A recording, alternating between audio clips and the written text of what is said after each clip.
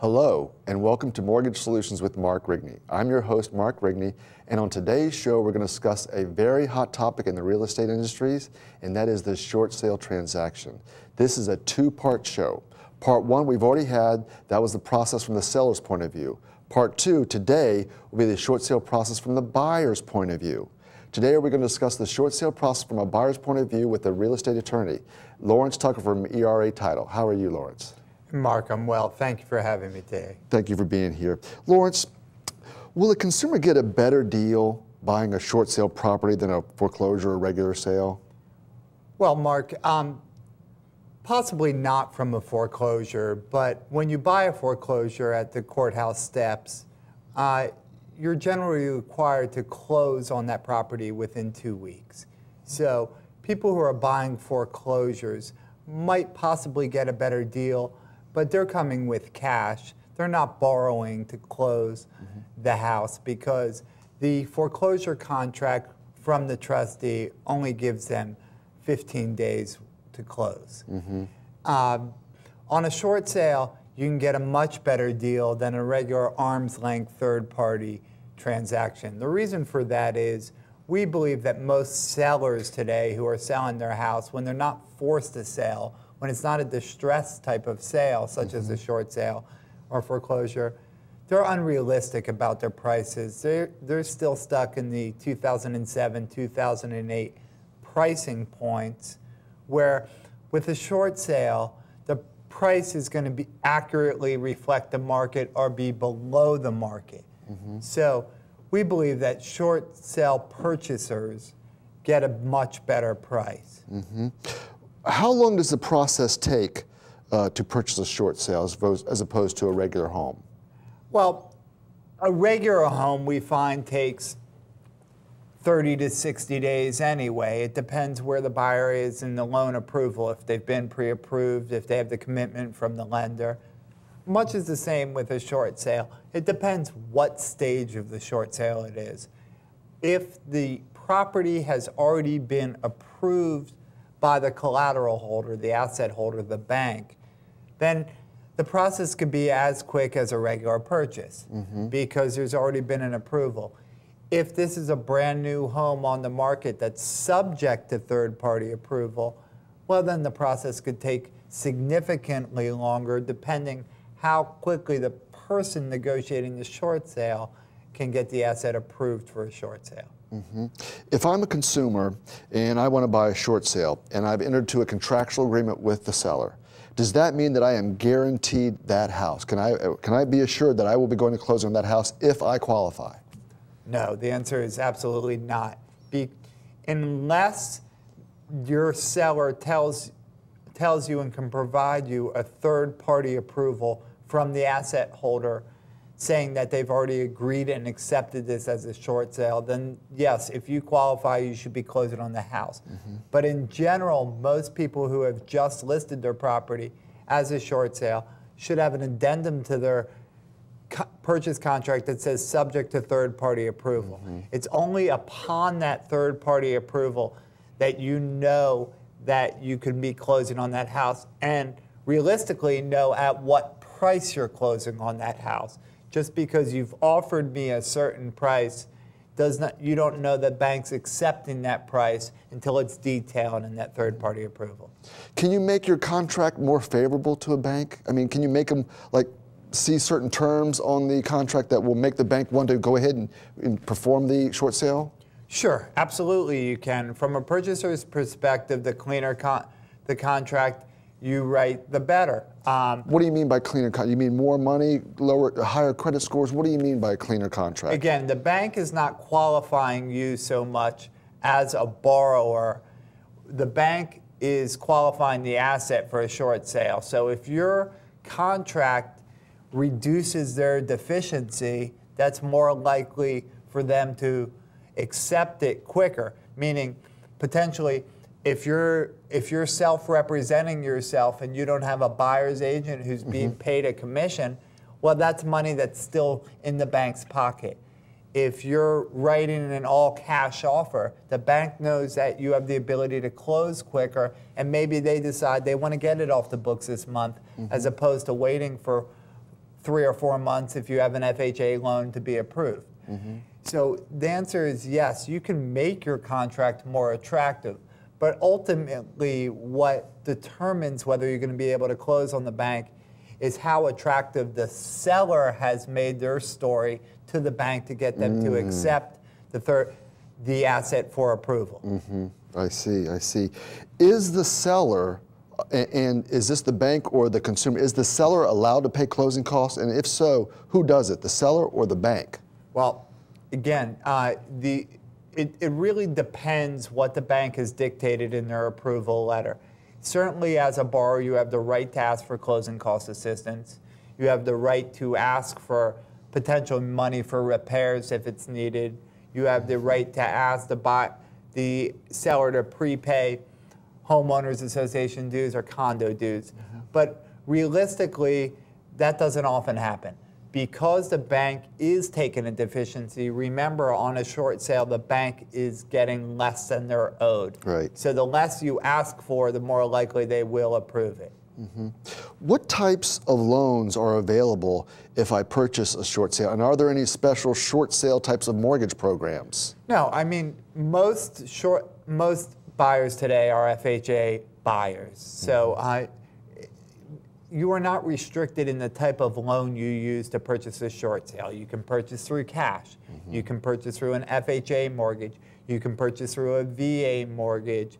You can possibly purchase through a 203B type of mortgage if the property needs work because the tenants have not kept up the property. You can use conventional financing. Whatever's available to you as a borrower is not restricted by the fact that you're purchasing a short sale. Okay, okay. Now, lock-in agreements with lenders are typically 30 days.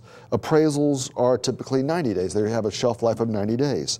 What is the best time to lock in a rate on a short sale transaction when you don't know when you're going to get bank approval or if you get bank approval? Well, you hit the nail on the head. The best time to probably lock in a rate is once you've gotten the bank approval. Because locking in a rate too far out is going to be expensive.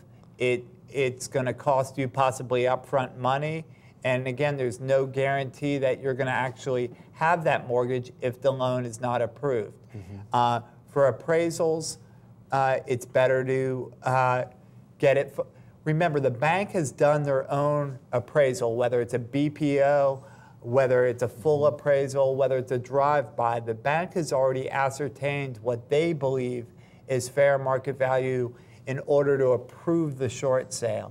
So while your lender is going to need the appraisal to approve it, it doesn't have to be ordered immediately as if it was a third-party sale. But one of the benefits of a short sale, you mentioned, how are they benefited in purchasing a short sale as opposed to a foreclosure?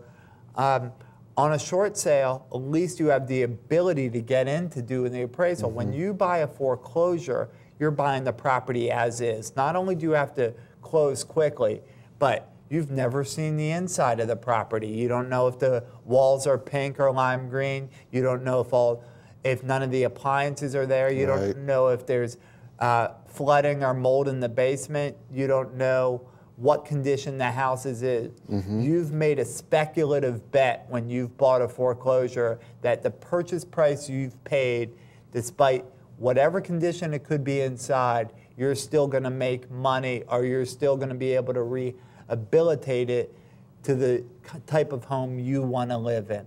On a short sale, you have the benefits that you would have in a third-party sale, an arm's length sale, that you can get in and you can see the house and you can make an informed decision on whether this is the right house for you to purchase. You said that this process can take several months. Correct. It can take a long time.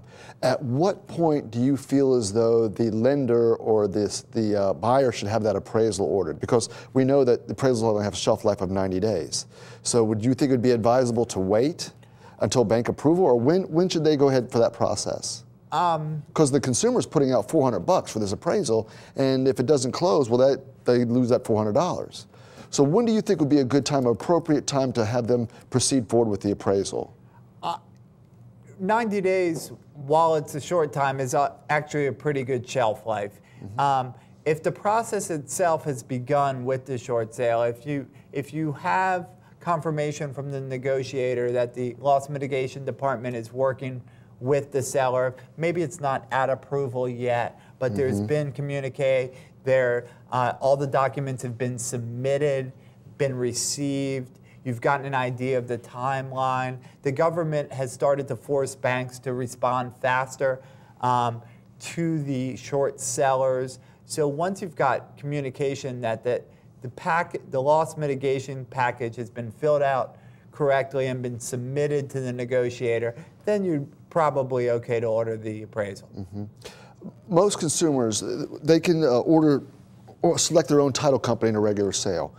Is it any different with a short sale product? Can the consumer select their own title company? Absolutely. The Real Estate Settlements and Procedures Act mandates that buyers can always select their own title company. This is not any different in a short sale or as in a regular sale. The buyer can select who they want as a lender. They can select who they want to close the loan, whether some states are attorney states, some states are title company states, some use a combination of both. At our title company, we have both attorneys and non-attorneys, but the buyer has the ultimate choice.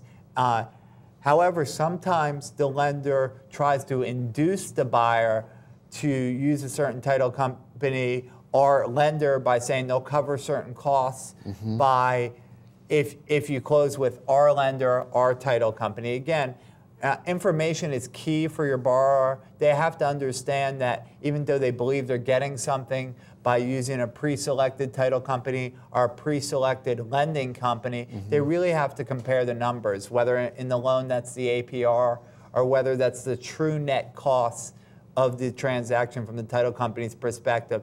Something for nothing is often that. Say the seller used an attorney such as yourself to process the short sale. Would you recommend that that same buyer go to that same title company to utilize their services? Are there any price advantages that we could share with our viewers today? Sure. Well, we always offer a price advantage to the borrower to close with us. Since we've taken the time and the process to get approved by the short sale lender, they've approved what's called our settlement statement, which shows them the net figures. We offer what we believe is the lowest price in the area to close from the purchaser's perspective because we've already done all the work. Additionally, one of the critical elements is even though the buyer has the choice of any title company to go with, short sales are very strict in their timing in terms of when you have to record, when you have to get the lender documents, when you have to get lender the funds. Virginia is what's called a wet state. We cannot disperse any funds to the lender until we're actually on record with the new mortgage. By sometimes utilizing two different title companies, there's a disconnect on the exchange of documents, monies, etc. You don't want the process of a short sale that you've worked possibly 4 months to get approved to die at the end or to have a problem at the end because of a disconnect between two different companies. So we don't encourage split settlements on a short sale, which is why we try to be so low in our pricing for the purchaser once we've negotiated the short sale from the seller's side, so they would really have no financial incentive to go anywhere else.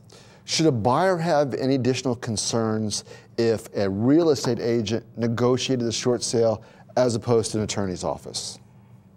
From the buyer's perspective, it doesn't matter as much as it does from the seller's perspective.